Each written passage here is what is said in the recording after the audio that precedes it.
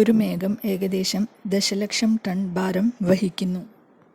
ഒരു മേഘത്തിന് സാധാരണയായി 1 കിലോമീറ്റർ അകലെയുള്ള ഒരു വോള്യമുണ്ട്. അത് ഏകദേശം 1.003 കിലോഗ്രാം സാന്ദ്രതയുണ്ട്. അത് ചുറ്റുമുള്ള വായുവിനേക്കാൾ 0.4% കുറവാണ്. ഇങ്ങനെയാണ് അവർക്ക് ഫ്ലോട്ട് ചെയ്യാൻ കഴിവുള്ളത്. ആളുകളെ അപേക്ഷിച്ച് മിന്നൽ അടിക്കാനുള്ള സാധ്യത ജിറാഫുകൾക്ക് 30 മടങ്ങ് കൂടുതലാണ്.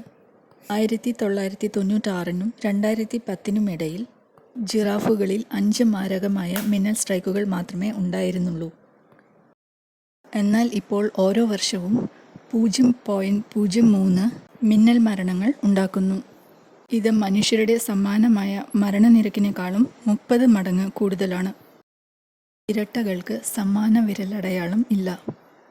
ഇരട്ടകളിൽ ഒരാൾ കുറ്റകൃത്യങ്ങൾ ചെയ്താൽ മറ്റേയാളെ കുറ്റപ്പെടുത്താൻ കഴിയില്ല. കാരണം ഗർഭാശയത്തിലെ പരിസ്ഥിതി ഘടകങ്ങൾ, ഗർഭപാത്രത്തിൽ പൊക്കിൾ കൊടിയുടെ നീളം, വിരലിൻ്റെ വളർച്ചയുടെ തോത് എന്നിവ ഫിംഗർ പ്രിന്റിനെ സ്വാധീനിക്കുന്നു. ഭൂമിയുടെ ആകർഷണ ശക്തിയുടെ വേഗം കുറഞ്ഞുകൊണ്ടിരിക്കുന്നു. ശരാശരിയായി ഒരു ദിവസം 1.8 സെക്കൻഡ് കുറയുന്നു. 600 ദശലക്ഷം വർഷം മുമ്പ് ഒരു ദിവസം വെറും 21 മണിക്കൂറായിരുന്നു. എൻ്റെ മസ്തിഷ്കം എല്ലായ്പ്പോഴും തനിയെ കഴിക്കുന്നു. ഈ പ്രക്രിയയെ ഫാഗോസൈറ്റോസിസ് എന്ന് പറയുന്നു. കൂടാതെ ചെറിയ സെല്ലുകൾ അല്ലെങ്കിൽ അണുക്കൾ പരിസരത്ത് നിന്ന് നീക്കം ചെയ്യാൻ അവശേഷിക്കുന്ന സെല്ലുകൾ ഭക്ഷിക്കുന്നു. വിഷമിക്കേണ്ട, ഫാഗോസൈറ്റോസിസ് ഹാനികരമല്ല. അതുവഴി നിങ്ങളുടെ ചാരനിറത്തിലുള്ള ദ്രവ്യത്തെ സംരക്ഷിക്കാൻ സഹായകരമാണ്. ഏറ്റവും വലിയ ദിനോസർ മാലിന്യങ്ങളുടെ ഫോസിലുകൾ 30 സെന്റിമീറ്ററിൽ കൂടുതൽ നീളമടങ്ങിയവയും 2 മീറ്റർ വിസ്തീർണവും ആയിരിക്കുന്നു.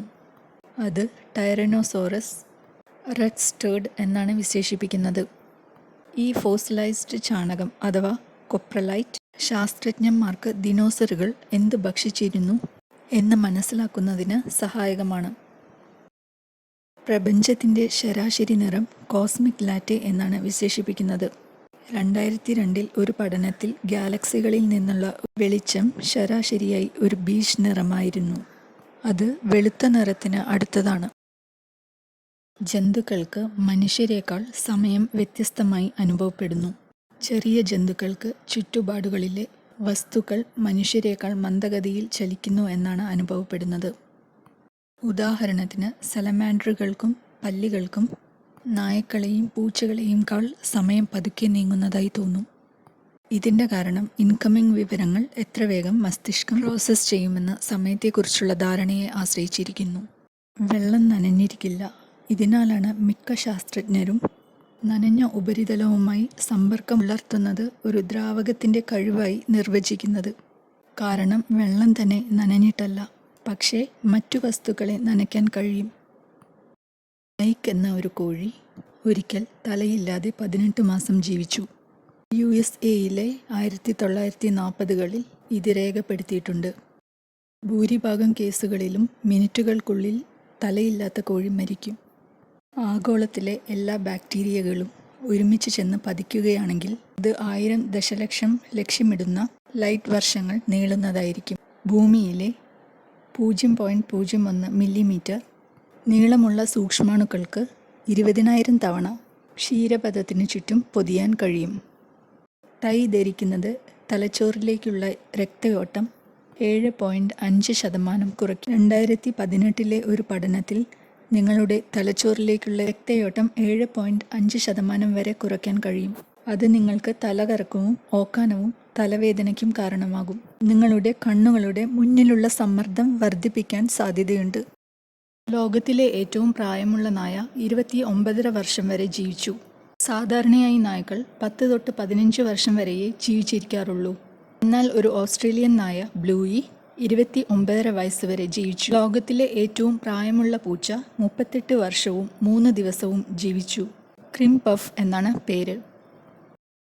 സൂര്യൻ ശബ്ദമുണ്ടാക്കുന്നു, പക്ഷെ നമ്മൾക്ക് അത് കേൾക്കാനാകില്ല. സമ്മർദ്ദ തരംഗങ്ങളുടെ രൂപത്തിൽ സൂര്യൻ ശബ്ദം ഉണ്ടാക്കുന്നു. എന്നാൽ സമ്മർദ്ദ തരംഗങ്ങളുടെ ദൈർഘ്യം ശതാശക്തമായ മൈലുകളിൽ അളക്കപ്പെടുന്നു. എന്നാൽ അത് മനുഷ്യൻ്റെ കേൾവിയുടെ പരിധിയെ കടന്നുപോകുന്നു. മൗണ്ട് എവറസ്റ്റ് ലോകത്തിലെ ഏറ്റവും ഉയരം കൂടിയ പർവ്വതമല്ല. ഹവായിലെ മൗന കെയും മൗന ലോയും എന്നീ ഇരട്ട അഗ്നിപർവ്വതങ്ങളാണ് മൗണ്ട് എവറസ്റ്റിനേക്കാൾ ഉയരം കൂടുതൽ. കാരണം അവയുടെ 4.2 കിലോമീറ്റർ ഉയരം ജലത്തിലേക്ക് മുങ്ങിയിരിക്കുന്നു. ഈ ഇരട്ട പർവ്വതങ്ങളുടെ ആകെ ഉയരം 10.2 കിലോമീറ്ററാണ്. എവറസ്റ്റിൻ്റെ 8.8 കിലോമീറ്ററിനെ താരതമ്യപ്പെടുത്തുമ്പോൾ. സൗരയൂഥത്തിന് ഒരു മതിലുണ്ട്, ഹെലിയോപ്പസ്. വിദൂര നക്ഷത്രങ്ങളിൽ നിന്നുള്ള കണികയുടെ കാറ്റ് തിരിയുന്ന സ്ഥലത്തിൻ്റെ പ്രദേശം പലപ്പോഴും സോളാർ സിസ്റ്റത്തിൻ്റെയും ഇൻ്റർസ്റ്റെല്ലാർ സ്പേസിൻ്റെയും അതിർത്തി വോൾ ആയി കണക്കാക്കപ്പെടുന്നു. ലോകത്തിലെ മിക്ക മാപ്പുകളും തെറ്റാണ്. മിക്ക മാപ്പുകളും മെർക്കേറ്റർ പ്രൊജക്ഷൻ 1569 ആദ്യമായി വികസിപ്പിച്ചെടുത്തത് ഇപ്പോഴും ഉപയോഗിക്കുന്നു. ഈ രീതി തെറ്റായ കൃത്യതയില്ലാത്തതിനാൽ അലാസ്കയെ ബ്രസീൽ പോലെ വലുതാക്കുകയും ഗ്രീൻലാൻഡ് അതിൻ്റെ യഥാർത്ഥ വലുപ്പത്തിൽ നിന്ന് 14 മടങ്ങ് വലുതായും കാണപ്പെടുന്നു. ഈ മാപ്പ് പൂർണ്ണമായും കൃത്യമായിരിക്കേണ്ടതാണ്. അത് വലിപ്പവും വൃത്തവും ആയിരിക്കേണ്ടതുണ്ട്, പരന്നതല്ല.